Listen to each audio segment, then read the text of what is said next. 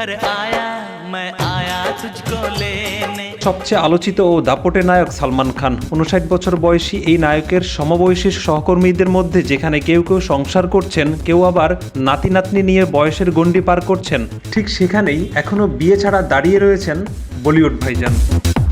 তবে তার বিয়ে না করার কারণ হিসেবে অনেকেই মনে করেন প্রেমের ব্যর্থতা, আবার কেউ কেউ মনে করেন এই অভিনেতার আপন দুই ভাইয়ের বিয়ের ব্যর্থতা।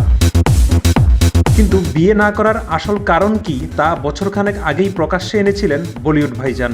2018 সালের গ্লোবাল সামিটে উপস্থিত হয়ে বিয়ে নিয়ে করা এক প্রশ্নের উত্তরে এই অভিনেতা যা বলেছিলেন তা রীতিমতো ভক্তদের কাছে হাস্যকরে পরিণত হয়েছিল। জানা গেছে मैंने प्यार किया हम साथ है সিনেমায় বিয়ে নিয়ে যা দেখানো হয়েছিল তারপরেই বিয়ে মানুষের কাছে একটি বড় অনুষ্ঠানে পরিণত হয়। আর বিয়ে প্রসঙ্গে প্রশ্ন উঠতেই সালমান খান বলেন, আমার কাছে এত টাকা নেই। আমার বাবার যখন বিয়ে হয়েছিল তখন মাত্র 180 টাকা খরচ হয়েছিল, কিন্তু এখন বিয়ে মানেই একটি বড় অনুষ্ঠান। কোটি কোটি টাকা ব্যয় হয় এই বিয়ের জন্য। এত টাকা খরচ করার ক্ষমতা আমার নেই। শুধুমাত্র এই কারণেই আমি অবিবাহিত থেকে গেছি। উল্লেখ্য যে ঐশ্বরিয়া রায় বচ্চন থেকে ক্যাটরিনা কাইফ একাধিক নারীর প্রেমে পড়েছিলেন সালমান। দুর্ভাগ্যবশত কোনো সম্পর্কই বেশি দিন টেকেনি।